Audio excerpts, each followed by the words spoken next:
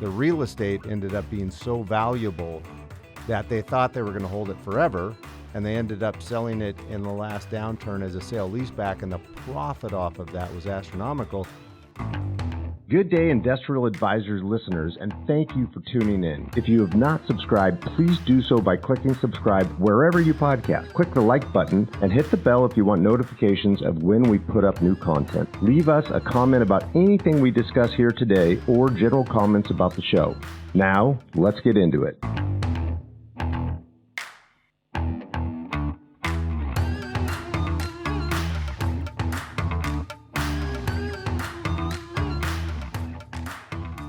Welcome to our Industrial Advisors podcast. Today, myself, Bill Condon, and Matt McGregor, we're going to talk about 5 steps for tenants to consider in a low vacancy industrial market. And as we know, a lot of the markets, especially the core markets like Seattle, like New Jersey, like SoCal, some of the Florida markets are really tight right now, as tight as they've ever been from a vacancy standpoint.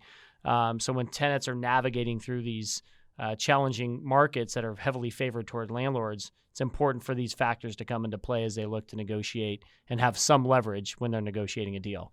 That's right. And I mean, you just look at the West Coast right now, and despite all the bad news in the in the media related with the economy, most of the West Coast markets, and I'm talking like Inland Empire, the LA markets, San Francisco, even Las Vegas, the vacancy rate's right around 1%, right? Yeah. Seattle is tight at 3.5, but higher than those markets. And we continue to see rent growth. We continue to see limited TIs, tenants fighting for space, all of those things. And it's surprising because the economy, you hear, oh gosh, all these things, all these negative things about rising interest rates and all the other things. But no, there's still a lot of demand out there. And so it's putting tenants in a tight spot for 4 or 5 straight years, right? Yeah, I mean, it's funny because some of the companies that we represent are like, well, wait a minute, the economy is not great. Why are these rents continuing to go up at such a high clip? And but they're used to it, So we want to talk about 5 things that they can do to kind of help with that. And the number one that we'll lead with is, look for subleasing options, right? There has been a trend of more subleases across the country, and even in these core markets being available. And a lot of those subleases were negotiated 3, 4, 5 years ago when it didn't go on a run of these rental increases that we've seen year over year. And so you can get into some of those subleases at a lower, below market rate. Now you don't control the space for as long as you would like, but you may be able to get into a space that's 30% below market for a 2-year period. And so that's something that or you longer, look at. Yeah. Right? If somebody did a 10-year lease and there was 4 or 5 years, actually we just did one, and it was a unique situation. To your point, and we'll go over the U.S. numbers on subleasing, but to your point, it was a 10-year lease, so it was negotiated 5 years ago, right? And so that was before the COVID boom and all the double-digit rent growth. And so if that was recorded in 2018, that rent is substantially below market. You still get a 5-year term, and that tenant was actually able to get a renewal option from the landlord directly, but still subleasing. So there are creative ways, and just to hit the statistics, we hit this on a 5-Minute Friday a few weeks ago, but there is a substantial amount of product out there, a lot more than there was in 2000. At the beginning of 2022, there was just about 10 million feet of sublease space advertised in the U.S., and today there's 45 million feet. So a lot of options, to your point. Yeah, options too. And even if it's a Band-Aid for some of these tenants, because not all of those subleases are going to have 4 or 5 years left. A lot of them have, the average is probably 2-3 years, if that. I would agree. So even if it's a Band-Aid to get into a space that just helps you get through this time when you're super busy, and then you can go negotiate a longer term deal, look for subleasing options because they're out there. Another one. Yeah. Then the second one I would say is consider unconventional space. Now that can be several things, and we haven't seen this in this market, but a lot of those retail things we've heard have turned into storage, right? Even shopping centers, right, have turned into some sort of storage, distribution, and fulfillment. And then I would say another one is, aged product that might not be as functional as we see some of that old World War II stuff in our market. The barrel roof stuff has been going for discounted rates, but it's tenants that you would not normally think would take that stuff and they're saying, gosh, this is just our overflow. We don't need it fancy. The loading is, I think in that World War II stuff is that elevated dock share, or what do you call it? Dock platform stuff. Yeah, yeah. But that stuff is filling quickly. Yeah, and different landlords have different approaches. Some of those landlords that have older product that's not as functional just want to have them filled, right? And so they are willing to do below market deals to fill their space, especially in a time like this when those landlords are competing with other subleases in the less functional product. Oftentimes you can negotiate a big deal. So look for some of those spaces that maybe in the past you haven't been willing to go into. They can be attractive from an economic standpoint if it's just overflow type space for you. That's right. And then the next, I'd say the biggest one, knowing a lot of people can't go into unconventional space or maybe don't like the risk of a sublease. The next one I would say is be flexible on location. In any market right outside of the, core market, you're going to have a higher vacancy typically. Some available product where developers maybe went and stretched where that market was ending. Maybe that next couple of exits down, that product's brand new, or first generation stuff that's been sitting, discounted rates. And so if for some reason a company can stretch location, I think they can beat market. Yeah, and the other thing I would say about that location, and it's a good point, is sometimes in those when things slow down a little bit in those secondary type markets, even on new product, developers will do a 2-year deal or an 18-month deal. We saw it 5 years ago in DuPont. There were some landlords that said, this is a new building, but we'll do a 24-month deal just to help you get some income until the market recovers, and then all of a sudden those secondary markets become primary again, right? That's right. So you'll see some of that even in newer product in the secondary markets where landlords just want income. So if you have the flexibility from a location standpoint, expand that a little bit if you can. And quite often, and I know labor's been a huge issue, in those secondary locations, you're fighting over less competition for that labor dollar, that labor person, and that employee is going to be a little bit more sticky to you because that person's close to proximity, as opposed to going into core markets where you might have 100 million feet fighting over those 80,000 employees, right? Yep, that's a good point. A good point. The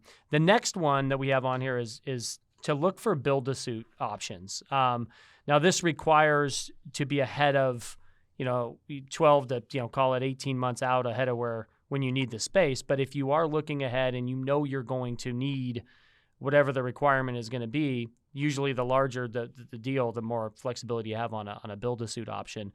But be open to doing a build-to-suit because you can, in a tight market and the infill stuff, a lot of times it's really tight and rates are super expensive. If you have the ability to go into a build-to-suit and you have the foresight to be out there 12 to 18 months, that can be another solution for you in a tight market. Yeah, and I would add to build-to-suit, acquiring that build-to-suit, right? Yeah. And or acquiring a spec building that's under construction, because in a market where you don't have a lot of leverage and you're going to be paying outstanding rates, purchasing a building and either doing a sale leaseback to an entity where you're creating that value gives the tenant that piece of the profit, that pie, right? And we've done that multiple times in a lot of markets where there's not a lot of availability. We'll go and either do a build-to-suit or purchase a spec building, maybe sit on it for a couple years and flip it at a better time. And get that money back. Yeah, it's been the rare occasion in our career where a tenant has bought a building on a build-to-suit or even just gone into a building like as you just mentioned, that's being built spec and purchased it. And 5, 7, 10 years down the road, if they decide to sell, they've all done really, really well. Really well. And so that is a great solution. It's a little bit more challenging in today's market given where debt's at for some of those tenants to go get loans. Yes. But if you're cash heavy and you have the ability, number one, pricing's a little bit better today than it was 12 months ago. A lot of the REITs and the buying community is sidelined. Yeah, so a real opportunity if you're a tenant that has cash that's looking to purchase a building to get into a potential purchase option that could be a really good 5, 7, 10-year game plan for you and down the road. You make a really good point. I'll bet you would say this too. In my entire career, I have never sold a building to an entity that regretted that transaction, right? And you know the story that I'm thinking. There was one large sale in Sumner, Washington, that we did that ended up saving that company's shorts in the downturn last time around, right? The real estate ended up being so valuable that they thought they were going to hold it forever, and they ended up selling it in the last downturn as a sale leaseback, and the profit off of that was astronomical. They were able to pipe that back into their company and survived, and now they are a thriving, massively successful company that wouldn't be there today if it wasn't for them acquiring and doing a build-to-suit transaction. Yeah, and a lot of those companies, make more money in their, they know their business, right? And so if they can put those proceeds back into their business, oftentimes that becomes a much bigger return for them. And yeah, that's one of many stories where real estate has helped companies, survive either a downturn or continue to thrive even in good times, put that money back in their business and continue to grow at a really nice level. That's right. And I'd say that the last one here, one of 5 things tenants can do to beat the astronomical market rental growth is use technology and online platforms, including 3PLs, including companies like Flexi. You want to tell them about Flexi? Yeah, Flexi, goes out and leases a bunch of warehouse space, but through their platform offers tenants flexibility to go lease space within one of their portfolios. They can be a short-term deal, it can be a long-term deal, but it provides the ultimate flexibility, which is why their name is Flexi. Yeah, and can be month to month. It can be month to month, and so long-term. Yeah, and so you're going to pay for it, but that flexibility oftentimes outweighs the extra rate that you might pay in a short-term scenario. That's right. And then quite often, 3PLing some of the business could be beneficial because a 3PL could own its building and have a fixed cost at that, or had been negotiated their lease a long time ago and have a lower basis, and therefore you might be able to have some savings and not have to handle the product in certain segments, or completely outsourcing. Yeah, I mean, it's just, and then, technology today, you can do a lot of homework on your own too, and just find out what, buildings are out there, and then, and just kind of get a general feel for the market before you start negotiating a deal, just given where technology's at and how forthright it is throughout the market. But, the online platforms are helpful in today's environment. And so really the 5 things that we went through: look for subleasing options. Number 1, consider unconventional spaces. Have some flexibility on your location if you can, especially if it's just overflow space.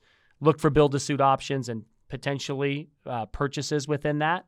And then utilize technology and the online platforms that are out there. Yeah, the last one I would throw on here is if it is a renewal, right? Look at some of these things because, the most expensive thing to a landlord is always the empty space, right? The downtime, the higher fees, the build outs for a new tenant, and all of those things. And so quite often doing one or some of these can create some leverage. Yeah, and I will say too, there's been many times over the last few years where landlords have gotten really bullish on renewals, and tenants have looked at it and found other options, right? Especially if their move cost isn't astronomical.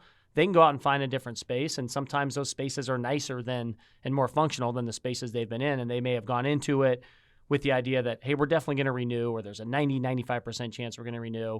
And then by going out, leveraging the market, they realize it makes sense to move and get into a more functional building. So the easiest thing is always to renew, especially if you're looking for the same amount of space, but it's important to open it up to the market.